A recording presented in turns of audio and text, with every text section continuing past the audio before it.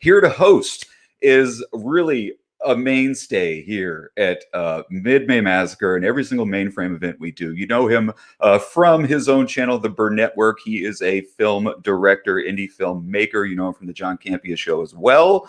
The one, the only, Mr. Robert Meyer Burnett.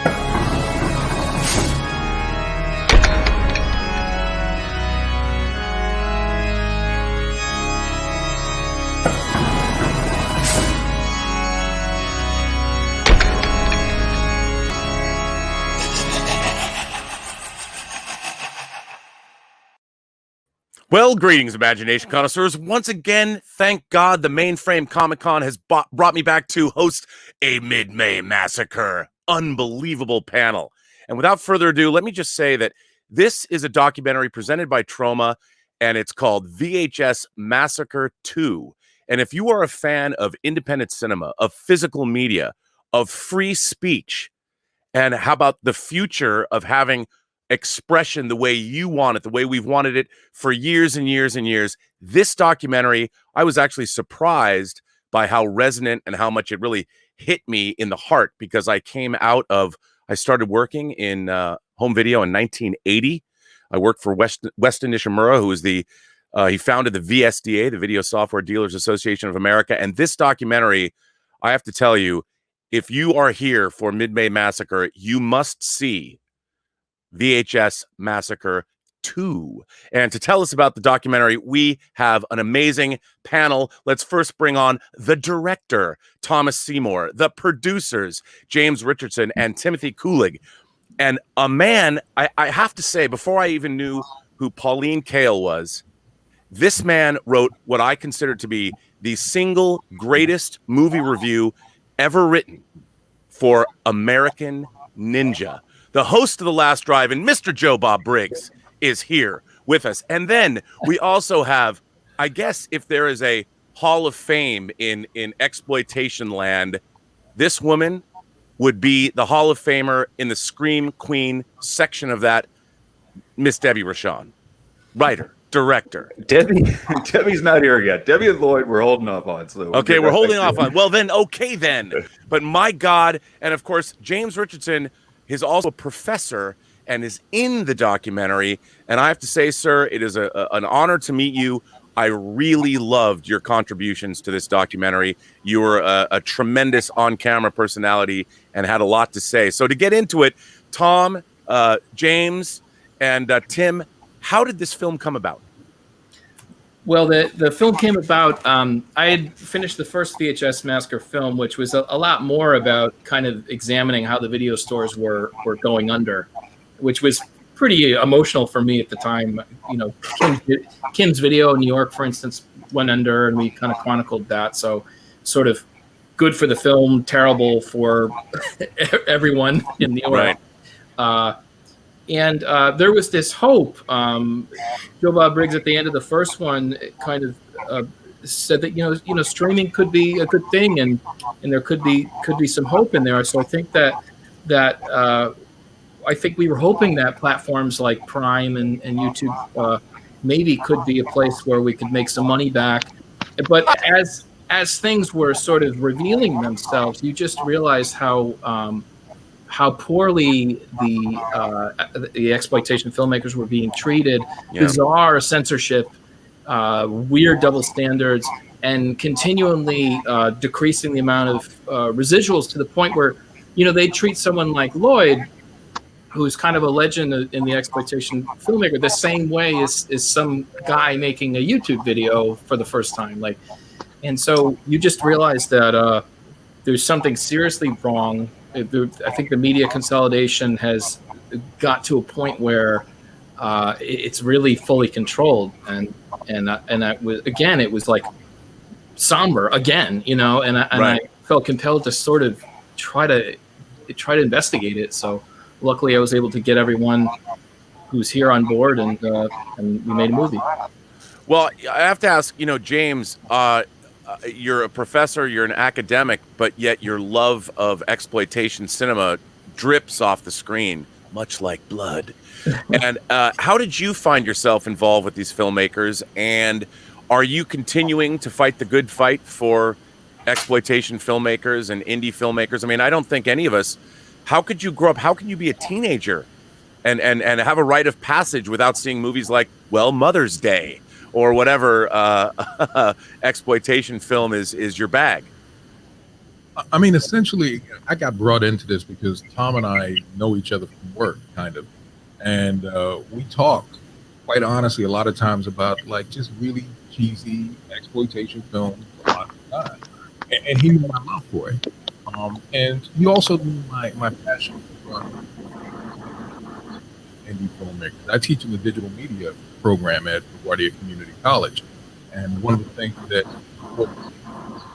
to educate students in terms of how to market their material, how to not get ripped off, how to create this type of content that resonates with people, the same type of content that's resonated with me for years. You know, before being a professor, as you can see behind me, I was a nerd. You're a fan. You're an Oh. imagination connoisseur, James. That's what you are. Well, now I would ask Tim, how did you wind up being a producer on this film? Well, I've been lucky enough to know Tom Seymour for the better part of 3 decades. And during that time, we've done, I'd say, dozens of projects at this point. And he pulled me into the first VHS Massacre as a composer and also as a producer. And when he told me what the subject matter was going to be about, I was fully on board. I actually worked in the video store industry for years, in my late teens, early 20s, and I can speak to that evolution of, the physical media going from one type to another and evolving to streaming. And I've watched, very good friends' video store franchises, fall by the wayside because they weren't fast enough to catch up and jump into the red box industry or jump on board and invest in something that streams. It's just, I feel like there's a huge loss to the industry, specifically the independent cult films and exploitation films. There's just not a place to go and see this in all one place, like you had with the core section of a video store. Friday, Saturday night, you had nothing to do. And you go into the core section of a video store and you go into the horror section. There's the most obscure things you could possibly imagine. And it was like a kid in a candy store. You're like, what is this? Like Basket Case 2. Let's check this out, and not the crazy obscure stuff that you'd never fall today. I mean, the kids today, they just don't know that there's this huge loss of that, title discovery. I absolutely agree. And I have to say, I got to nerd out just a little bit.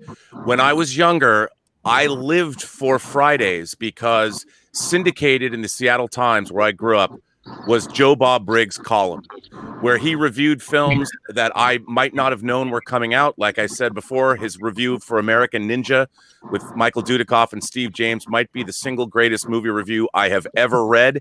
You've seen him in Mick Garris's The Stand. You've seen him in Casino. You've seen him as the host of The Last Drive-In. But a man that really brought knowledge to me that I desperately didn't even know I needed, but I lived for. Mr. Joe Bob Briggs, sir, it is such an honor to be on a stream with you.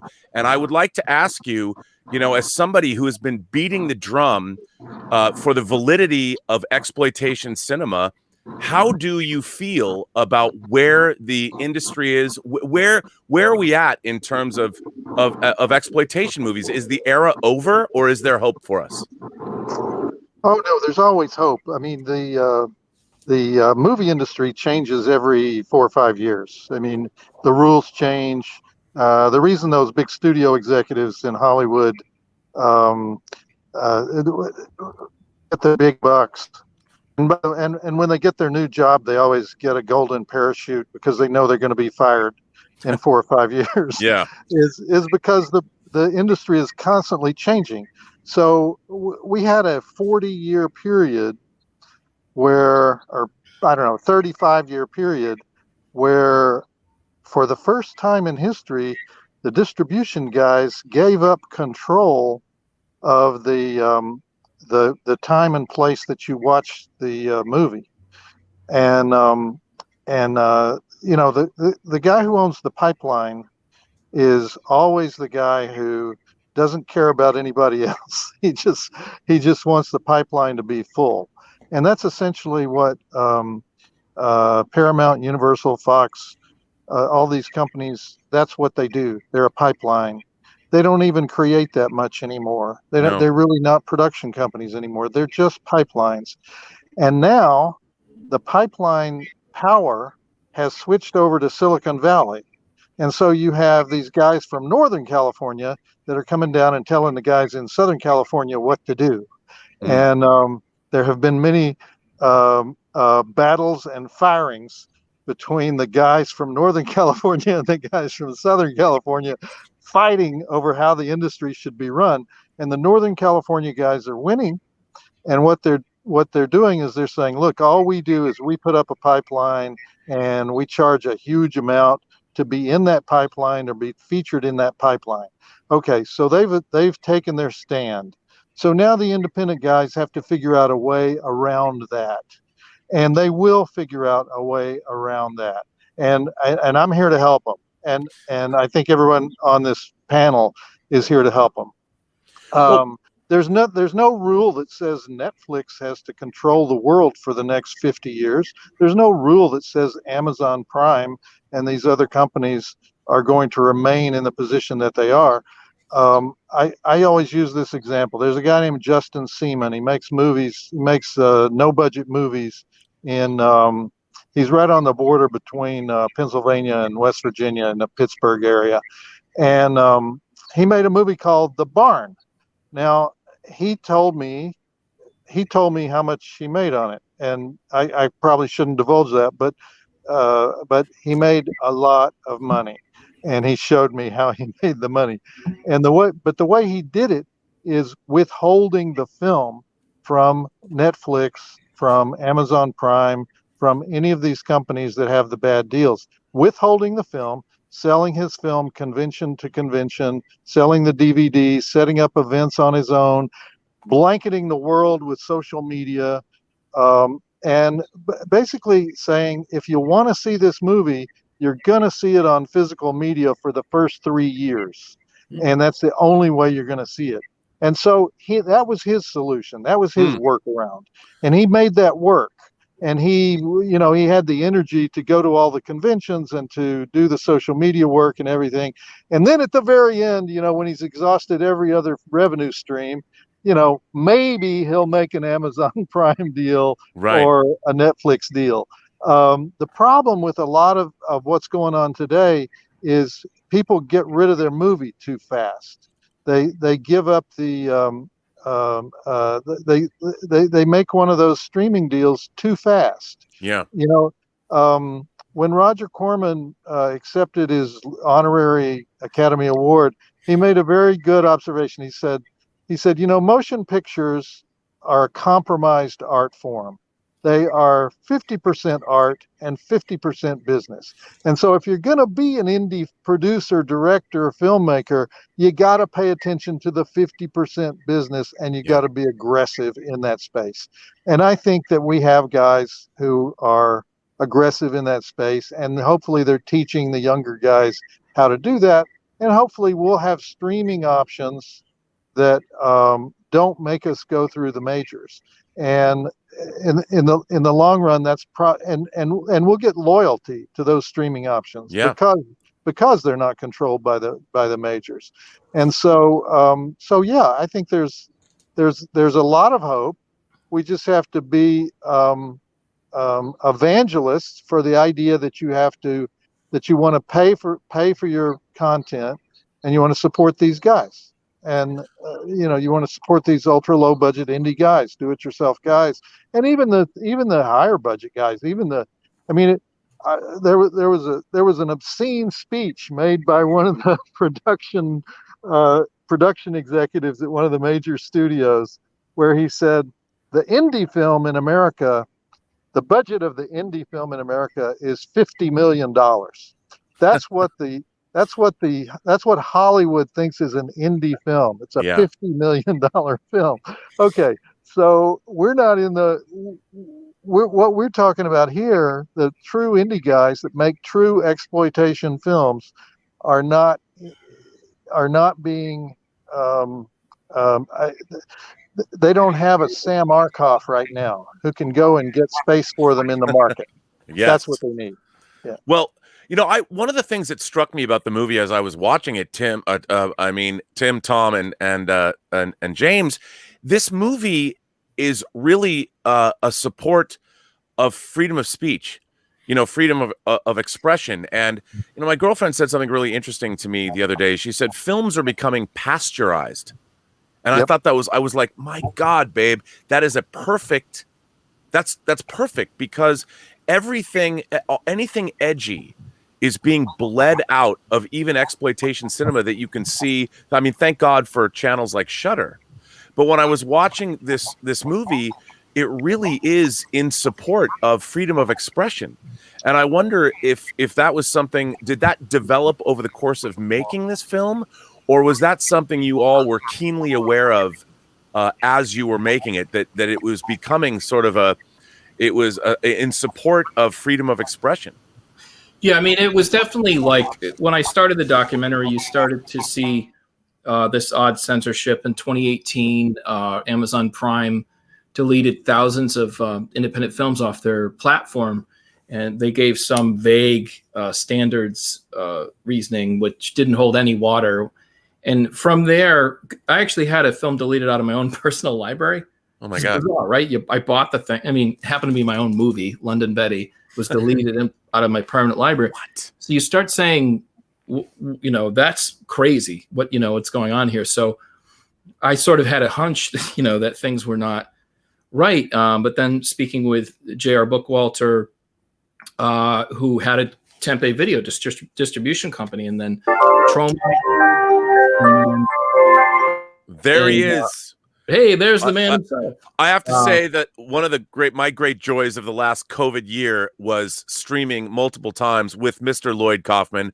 I mentioned Mother's Day before he was here, but it is a great honor once again, sir, to be streaming with the mayor of Tromaville and a purveyor of freedom of speech and expression. And give a hard time to filmmakers that are alive right now. It's almost like they want to see. Oh, sorry, you were. I'm sorry, Mr. Kaufman. Please continue.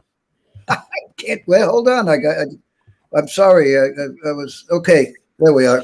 Thanks a lot for saying that. That's better than getting an Oscar, because you can buy an Oscar, but you can't buy love, right? No, but for a song.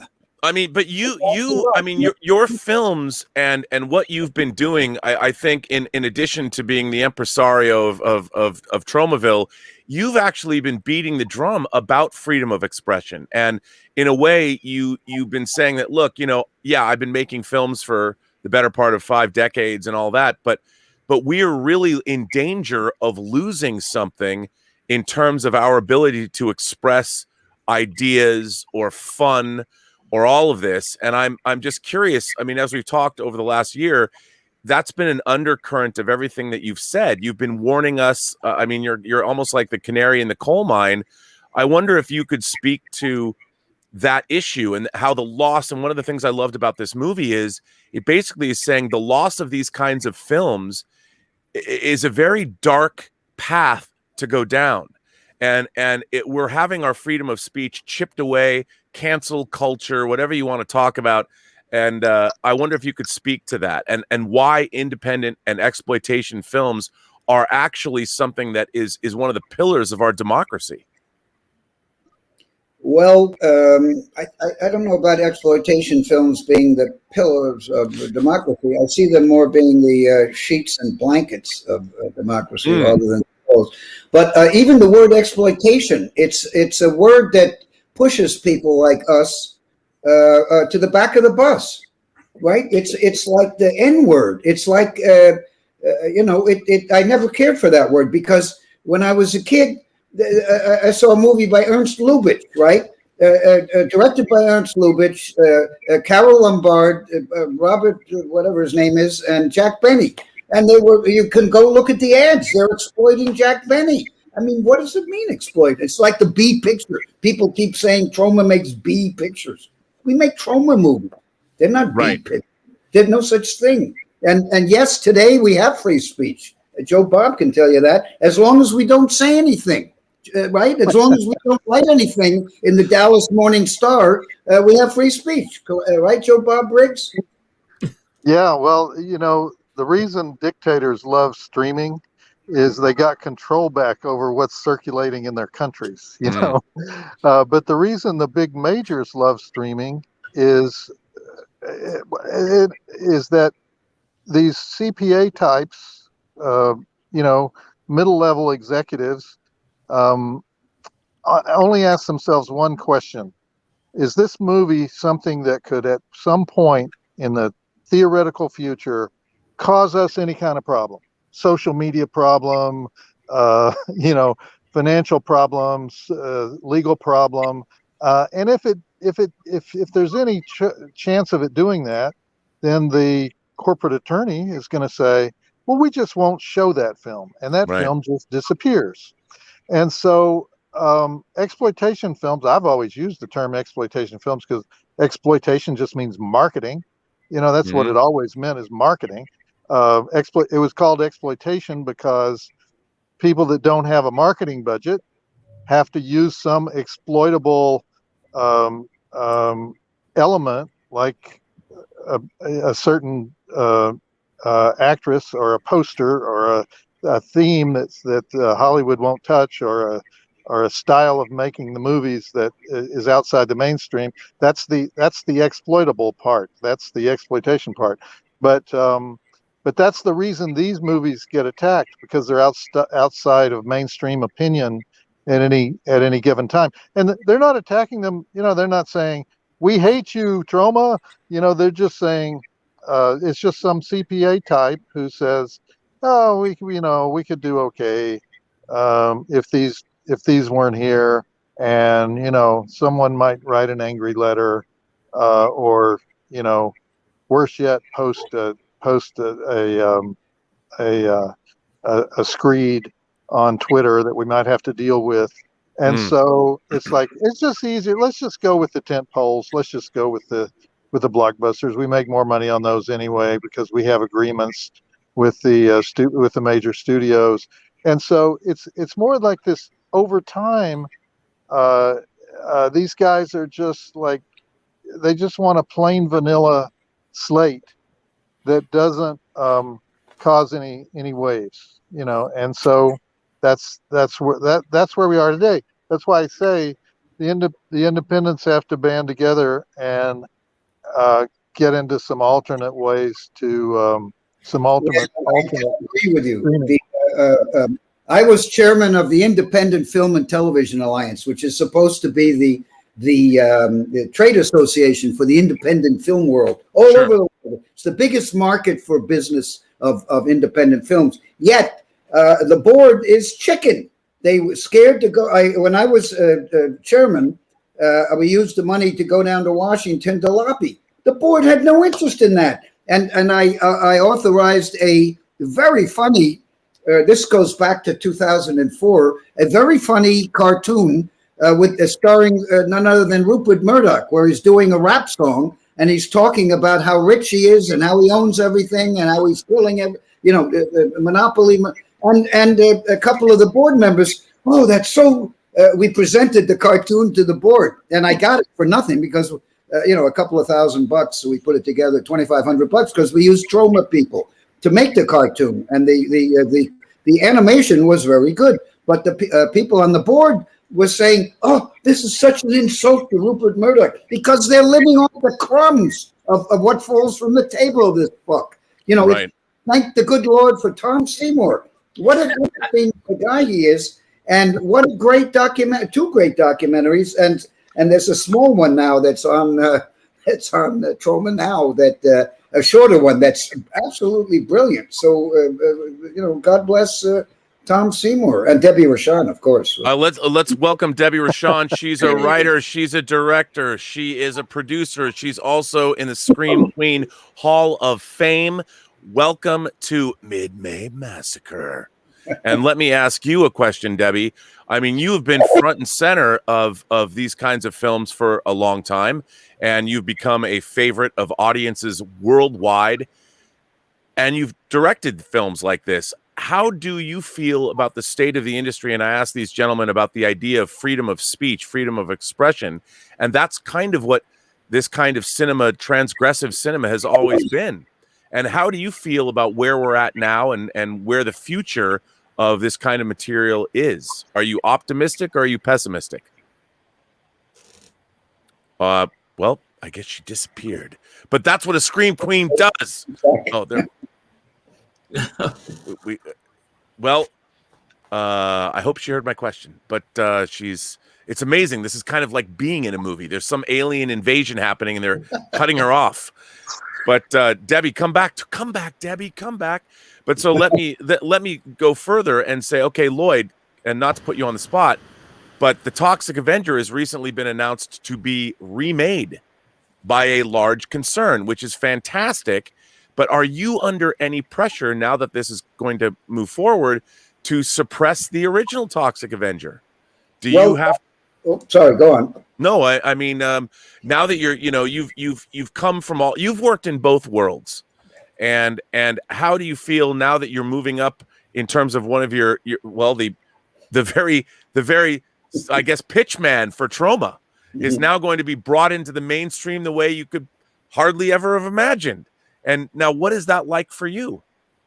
Well, originally there was some fanboy backlash, but the point is, what? This is fantastic. Well, don't make fantastic. Don't make we don't want to remake the Toxic Avenger. The original is still there. It's still being blacklisted all over the world. So, maybe you don't go to jail for making a good sequel or reimagining or reboot or whatever you want to call it. All Quiet on the Western Front has been remade 2 or 3 times. The middle one is the best one. A Star is Born. George Cukor did it the 3rd time with Judy Garland and James Mason. Wonderful suicide scene. So hey, they got a young director, Macon Blair, whose movie he directed only one movie, but I've seen his writing and I've seen the movies he's written. And he's going to. I've read his script, and guess who's playing the Toxic Avenger? A midget, right? How cool is that? It'd be different. There'll be some fun and whimsical, and yet the politics are still there in making script. It's very, very good, and I believe in leaving the guy alone. And if Legendary, who brought us I'd be curious to know what Mr. Bloom thought.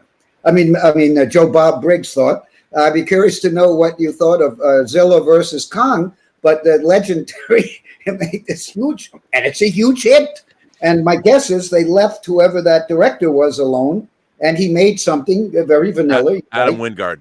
Whatever he is, he made a movie that I turned off immediately. But and I understand that the last 3 minutes apparently have a lot of fighting, but I didn't want to wait for that. But this guy, Macon Blair, they got the right guy, and I think they have they're going to leave him alone. He's over in Bulgaria right now, getting the locations and touching up the script. And I gave him some notes, but I've told him you don't have to listen to me. I believe in the auteur system, where the director is the absolute owner of the film, the brains. I don't mean the financial owner, but the brains, the heart, and the soul of the film, and that's the way it should be. And I think when the directors are left alone, like Debbie Rochon made Model Hunger, that's a wonderful film, except that she cut me out. But other than that, it's a great film. It's a lovely film. And unfortunately, Debbie Rochon is a woman, so it took a long time for her to get an opportunity to direct something with really good actors like Tiffany Shepis and really good actors like me. Well, let me ask for Tom and Tim and James. James, I don't. Debbie, can we hear you? Are you here?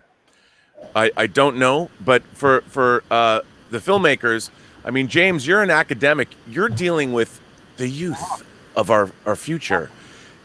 Are kids today? Do they like exploitation cinema? I mean, I'm always being a purveyor of of all kinds of movies that were.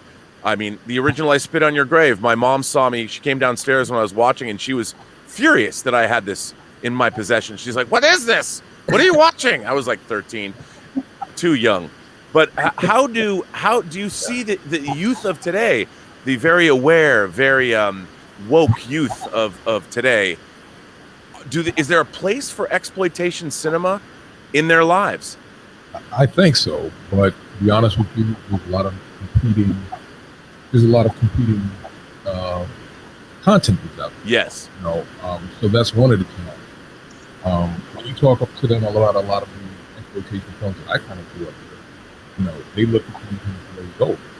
But when you talk about like Godzilla versus Kong or any stuff that monsters or anything related to that, then it resonates.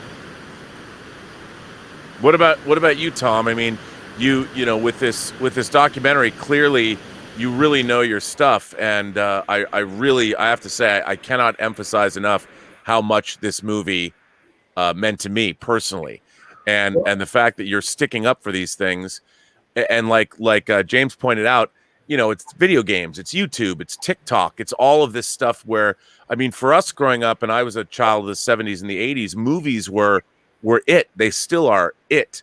And to me, it was exploitation cinema was my punk rock. I mean, I still love punk rock music. And when they put it together, like in Return of the Living Dead or Repo Man, I'm like, yeah. Or the decline and fall of civilization, or the Boys Next Door. Wow, I took a date to that and she never wanted to talk to me again. But I mean, these were the things that made us who we are.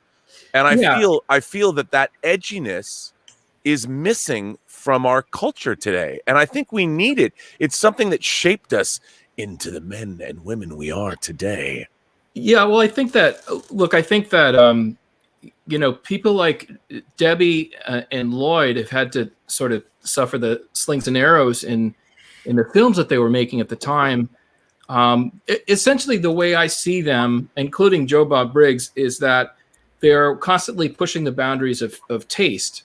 Yes. And that turns out that's actually a very important thing to be able to do in a society, is constantly push the boundaries of taste. And Lloyd, I think he would probably disagree, but I see him somewhere between Mark Twain and P.T. Barnum. You know, his films are sort of like he's constantly putting messages about you know, media consolidation or environmental messages, all this sort of extra stuff. And he will easily make fun of woke culture, the same thing as of, you know, some conservative culture that goes too far or whatever. So, and I think you actually need that in a society. I think you need that sort of, forgive me, the sort of court jester type to take the piss out of other people. I think I completely agree with you. I think it ends up being far more important than you would imagine. And people like Debbie, you know, who were in, you know, hundreds of these films, has gone through. She talks about in the documentary going through the ebb and flow of sometimes the stuff is more acceptable than it is, and over the past 3 years, like, man, like, it's been really hard for exploitation filmmakers to sort of endure how they're viewed, and that's a bummer. And then, you know, Joe Bob Briggs, he would constantly talk about, you know, it was not normal to review these films, and right. He was constantly, he could speak to this, but he was constantly on the brink of being fired. And you think about all the risks that these filmmakers have made. Well, the thing is, I don't know if Lloyd Kaufman could start out fresh today. I don't know what would happen, because I feel like he'd get his head chopped off before the you know, he was able to make an impact. And so I do think there's a serious problem. I do think that films are stories. So you should kind of fuck off a little bit in regard to how you know, how offended you are by someone telling a story. So that's kind of how I feel about it. I mean, I agree with you. It's like, that's why Chaucer wrote the Canterbury Tales back in the day. He was like, yo, what's up? Let's have a little fun. Now, I have to ask, you know, Joe Bob, for me, I as a young man working in home video, your work, your reviews, and I'm talking in the 80s, I lived for them because you were you were the town crier telling us that these movies existed. And we didn't have the internet. We didn't have social media. So when I would read a review, it wouldn't necessarily be opening in my town that week in Seattle, but it became something like I would clip out your reviews and be like, oh my God, I have to see this movie. And now, with The Last Drive-In, you're on Shudder, which is an incredible, they're not just sponsoring this. I love what Shudder is doing. I love what you're doing with The Last Drive-In, and you're bringing these films to a whole new audience of people. And I would ask you, your reviews meant the world to me, and they taught me things, and I learned things. And even though they made me laugh, your reviews are the funniest movie reviews ever written, but they're also very insightful and very meaningful. I would ask you today, do you think the work that you did, the good work, bringing the noise, telling everybody, the audiences, you have to see American Ninja, is the audience still receptive today? And do these films continue to have a future moving in further into the 21st century? Well, there's two aspects to it. Is the audience receptive? Yes. The audience is always receptive to what we're calling exploitation films, genre films here. Films that go against the culture. But the other part of it is the culture receptive. We go through periods in America. We go through these "you can't say that" periods. There's a strong Puritan streak that goes back to 1621. So since 1621 in America, we go through these periods where people say you can't say that. And I'm the baby boomer generation, and we were probably we're like the eternal kid generation. We just don't grow up, and so we think you should say anything. We should be able to say anything, anytime, anywhere. I agree. And then subsequent generations have had different opinions, and it's gone ebb and flow. And we're in a period right now that is very puritanical about what you can say and do. And I tend to say you don't necessarily fight that the way Lenny Bruce fought it, which is go to jail. you kind of talk. You kind of try to do things like what we're doing today. You try to talk people through it and make people say that more free speech is always the answer. The answer to bad speech is more free speech. Yes, sir. And anything that you hate that's going on in America or the world or elsewhere can be dealt with through more exposure of it, more speech, more artworks about it. And exploitation films have always been right in that niche. At a time when nudity was controversial, where did you go for nudity? The drive-in, the grindhouse. At a time when gore was controversial, where did you go for gore? The grindhouse, the drive-in. Whatever is controversial, whatever Hollywood is not giving us, that's what the exploitation filmmaker moves in and gives us. Only right now, that guy is running scared, and so the solution is we have to keep we have to keep a conversation going that's about free speech. I wrote an article a couple of years ago called "Let the Bigot Speak," because if we don't let him speak, we don't know how to attack him. Yes. We don't know what to say back to him. Yes, sir. And so and that applies to everything, not just that issue, but to everything. And so that's that is a problem right now. It will not remain a problem because I've seen these periods of Puritanism go in and out, and I used to have constant fights with the Baptist Church in the South, um, and eventually I even won some of them over. And so I think it's a strange period. It's a strange period we're going through. But yes, will there be exploitation films? Yes, there will be. Well, I would ask Lloyd again. Lloyd, you're still putting out films. Your Trauma is still very vibrant. You've got a presence on social media, the internet, all of that. And now you see how big I am? I'm blowing my nose during it. You don't see Oliver Stone, who I discovered. He didn't blow his nose on TV. when he's licking the ass of a dictator like Putin, he didn't blow his nose. And same with all you guys, right? We love film. That's it. Right. We love film. We read books. We talk to people. We can debate somebody and try to listen to the other side. That's what Tom and Joe and James and you and sorry, I don't know. I can't see anything. So by the way, I think Debbie is now. She's here. We can see her. The technology has been. Woo! You are here. I would say once again, Debbie Rochon, writer, producer, director, and MVP in the Scream Queen Hall of Fame.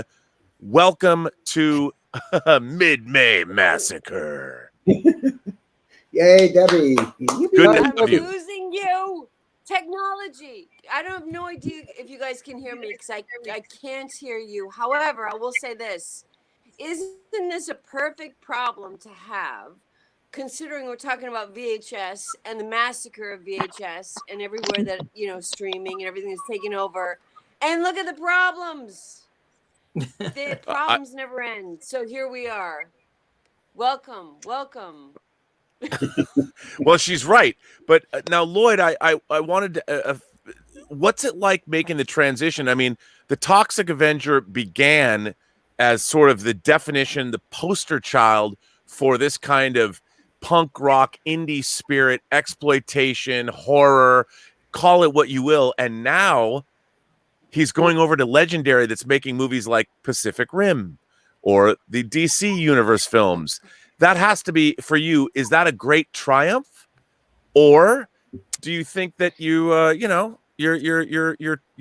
turning over the key to perhaps people that shouldn't be in the house?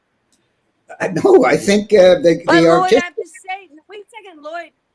Yes. is very used to the rim, so this is like not a hard transition. The only transitioning I'm making is I'm growing male breasts. That's about the only transition. But, I wish I could change. I'm not Edith Piaf. I got plenty of regrets.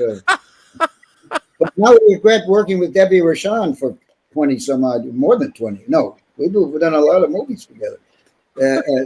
I think there's a lesson. I know probably the biggest regret, but we all have crosses to bear, Lloyd. So now you're stuck with me, or you were anyway. I'm sure. Trust me. The rim job, anything to do with that, they won't be calling me. So we don't have to worry about that. You can just sort of like clean out, so to speak. Rim. It's all a theme here. We're doing our best with no internet. Well, I'm sorry. You guys probably had an intelligent conversation before I came on. No, I love talking about rim job. It's all good.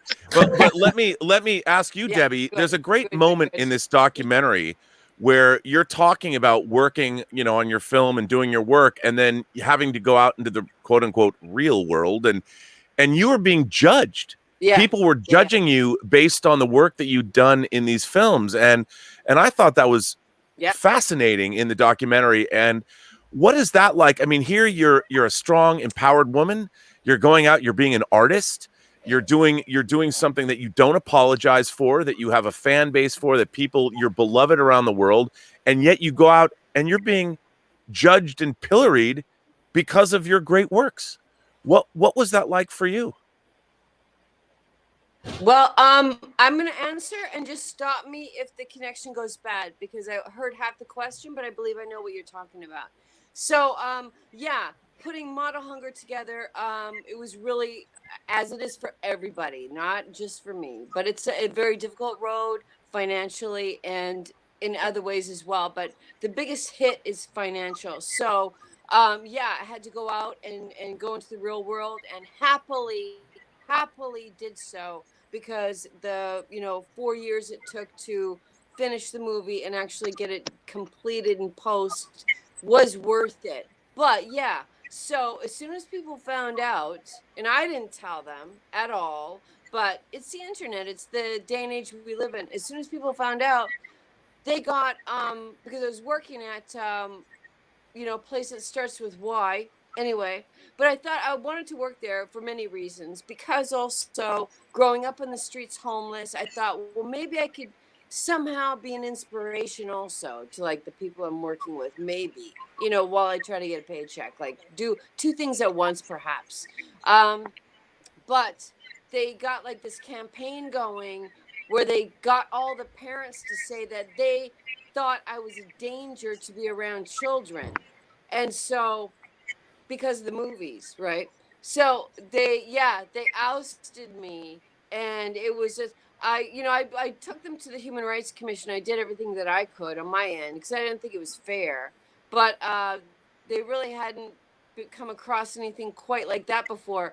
Oh, you're a horror movie actress that's been discriminated against. Like they never really they never really saw a case like that. They didn't know what to do with it, really. But yeah, it was a big scene, a big thing. And yeah, I mean, it's almost like once you do that, there's no turning back. So make sure you want to do it. And that's not a reason not to do it, but it's something that people do need to keep in mind. It's more than a tattoo, because you can have a tattoo removed, but you can't have some of these movies removed. Absolutely. And nor would we want them to be. Yeah. That's my opinion. But I can't believe we're almost at the end of our time for the panel, and I would like to, starting with Tom, if all of you could sort of speak to, I really can't stress enough, if you're a fan of physical media, you're a fan of independent horror, exploitation cinema, VHS Massacre 2 is a wonderful documentary, and it's an encapsulation of a period of time, a way of thinking, and even the state of America. And it has a lot to say. And if we could just, as we wrap up, starting with you, Tom, what would you like this audience, who is obviously receptive of this material, that's why they're watching the Mid May Massacre, but what would you all have to say, beginning with you, Tom? What's the takeaway now? What is important about being fans of this material, and how can we all move forward and make sure that we always have these kinds of movies to see and enjoy and all of that? Well, let me first, I just wanted to say real quick, Roger Corman, he licensed Death Race 2000 and a bunch of other titles. They made Hollywood versions, and he just kept making his Death Race movies. So what's the big deal? Anyway, that's the first thing I want to say. Second, Machine Gun Joe Viterbo. Yeah, I mean, it's sometimes you got to go to the well a little bit, get a little cash, keep making your movies. You got to do it, and Troma did a network cartoon series in the 80s too. They have to do it every now and then. They'll go work with a studio or network. Nothing wrong with getting paid. Gotta keep the doors open. Anyway, not to speak for Lloyd. Sorry. What I think I really want people.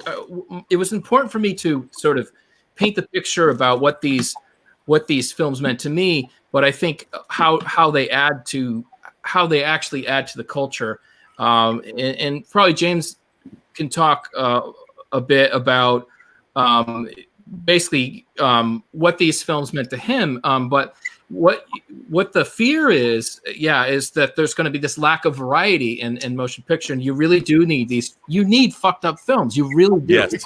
You need films to really push the limits, so you at least know what the limits are, and you could say, "Whoa, okay, Serbian film, no thanks, that's too far." But the Blu-ray is great though. So, anyway, So that's how I feel about it. I feel like, it hopefully, for the younger audience, you can at least get an idea of where we're coming from. A lot of these films don't seem progressive now, but were super progressive when they were made. So a lot of the times it ends up being like a transitional thing. And you look back on the film, you're like, oh, this doesn't seem contemporary. It's like, no, like especially blaxploitation, which James can talk about. This was a huge deal. This was super pro-blackness, all black cast, some black directors. Anyway, I don't know. James, maybe you could talk about that a bit if you want. Well, hopefully my audio is working now. Yeah, we're good. Good. Okay. So for me, particularly the blaxploitation films shaped my entire character. There's nothing that I wanted more back in the day than one of those Jim Kelly afros. And as you can see, that didn't work out too well in the long run. But I wanted Pam Grier. Martial arts, it basically got me in terms of the type of fashion that I wore. It was influential, not just on me, but on thousands of brothers and sisters in terms of the way we kind of saw ourselves. These were, at the time, as positive of role models as we had on screen, because there weren't a lot of us on screen, period. So, it was heavily influential in terms of the way we reacted with the world. I don't know how I would have evolved without those films. In terms of being proud of who I was, of my culture, and of being black. Because every time, we weren't always drug dealers, pimps, pushers, and stuff like that. These were characters that were out there kicking ass, much in the same way as, the Marvel characters today are doing. It was influential. That's what you said in the documentary, and I love that. The superheroes of their day. I mean, Rudy Ray Moore. It's so like it's fantastic that who didn't love Dolomite? Tim, I would ask you too. I mean, you like as a producer and a music maker, how do you feel and about all of this? And I love the retro feel of your work, the music and all of that. Thank you. Terrific stuff. And how do you feel moving forward? I mean, you've got people going, I'm really into dark wave or synth wave because I love that music of the 80s. And it all comes back around. It's all cyclical. So are you optimistic about the future of these kinds of films? I am. And honestly, I go back to a statement that Joe Bob made earlier about keeping the conversation going. I feel like that's really what these two documentaries have been all about. It's been about, making sure people realize that there is a genre out there and it's underrepresented. And going forward, it's my fervent desire to be as involved as possible with anything that Tom does, because I support anything he does in the sense that I know if it's a project he's behind, it's a project I should be behind. And secondly, I believe in the things that Joe Bob has done over his career and Troma Studios, and I support him 100,000%. And we'll be here for you as long as you guys want us here. Well, I have to ask, Joe Bob, as we're wrapping up, I mean, you're on Shudder. You've got a brand new audience of people that are discovering you for the first time. What you're doing with The Last Drive-In and the presence that when people do live tweets on Twitter about The Last Drive-In with your guests. How do you feel now? I mean, you've been in this game for a long time, and you've been maybe the greatest fan and professional that has been pushing these films, and you certainly taught me a lot. How do you feel about the future of this cinema? And obviously, you're still at the forefront of getting the word out. So, are you optimistic about the future? I am. I'm not optimistic. I'm not pleased about the present, but I'm optimistic about the future. And the reason is the independent guys, all ideas in the movie industry for over 100 years have come from the independent guys. The independent guy creates the new idea. He does it cheaply, and then it's copied by the majors. This has always been the pattern. That's why it's not surprising that there's a big budget remake of The Toxic Avenger. That's always what happens. But the independent guy is the guy who's looking for something different that nobody's ever done. The studio executive is looking for something that everyone has done successfully many, many times. That's his goal. Yeah. Is to find something that's already successful and do it again. And the goal of the independent guy is to do something that's never been seen before. That's why the independents are the lifeblood of the movie industry, and why we have to find a way to strengthen their presence, and we have to find a way to get around these stupid menus on the streaming services that make it impossible to find the talented independent filmmakers. And we will find that way. We will find that way, because it's inevitable. Because we can't have a future that's made up exclusively of films where they say there'll be a writers' meeting of 20 people in Santa Monica on Tuesday to plan our next film. That's not going to work. And so we have to have some other system other than that. And that system is the exploitation filmmaker, the guy who finds what is underrepresented in film and puts it on the screen. So that's why I'm optimistic, because the big companies won't survive unless that survives. Well, listen, to take us home, I will throw it out to Lloyd, the mayor of Tromaville, a man who has been on all sides of the film business, who has been involved with so many wonderful projects, and so who's brought so much joy and happiness to many of us. Lloyd, let me ask you this. I mean, you have been in this game longer than anyone. You're still here. You're still making movies. The Toxic Avenger is going to be made by Legendary, probably released by Warner Brothers in screens all around the earth. I mean, my God, what a capper, what a triumph for Troma. And I ask you, are you optimistic about the future of these films that we love so dearly? Sam Arkoff and I were buddies. He was the guy who founded AIP, which founded Roger Corman. And Corman and I have been buddies for 50 years. But Arkoff used to ask, he'd start meetings with, are you an optimist in a pessimistic world, or are you a pessimist in an optimistic world? And I think things get better. I'm with Mr. Joe Bob Briggs. I think things do get better. I mean, they're still horrible, but I mean, women all over the world are actually getting some education. There's been a little bit of movement. I mean, the unions are still 99% white men, but what are you going to do?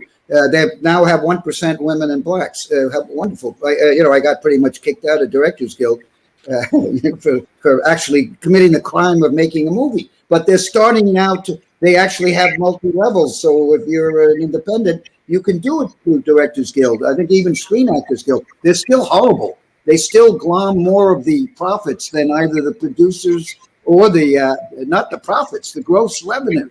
These unions take more than the creator, not to mention the creative accounting that goes on through the movie cartel. But when James Gunn and I were writing my first book, All I Need to Know About Filmmaking, I learned from the Toxic Avenger. He worked for us, so we had and we made Romeo and Juliet together. He wrote it. And we would talk a lot, and we agreed, truth and love. You can't, that's the answer. Hashtag truth and love. And you go and you try to find that, then you got like the hashtag's got like two things. People don't realize that. We just had a president who clearly didn't realize it. To thine own self be true. James Gunn, extremely talented and a great guy. I think I'm a great guy, whether or not I'm talented. See Terra Firma starring Debbie Rochon. I play an exploitation director, although I don't use those words.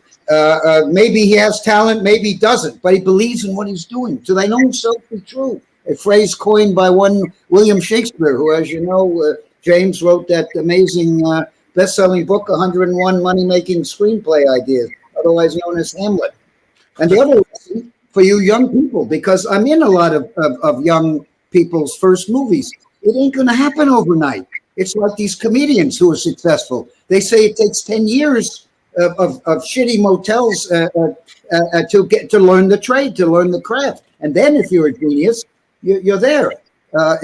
In my case, it's taken 50 years, but I haven't really I'm sort of a non-person. So persistence. All 50 years, and now, maybe Uncle Lloyd will get a few bucks from the Toxic Avenger reboot to make his next movie, whatever that's going to be. So I have all of your books, by the way. Says, success is 88% just showing up. Well, listen, gentlemen, I cannot thank you enough. I believe the Mid May Massacre convention is going to be screening VHS Massacre 2 tonight. You can find out about that here on the website. This panel has been amazing. I want to thank everybody for participating, and I can't stress enough, if you are a fan, and I know everyone watching this is, watch VHS Massacre, but also watch VHS Massacre 2. It's an important film.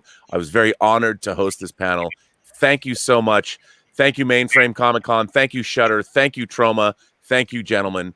This was an amazing panel. Thank you very much. Thank you all and see you all. And thank you, Joe Bob Briggs, for risking your career on some.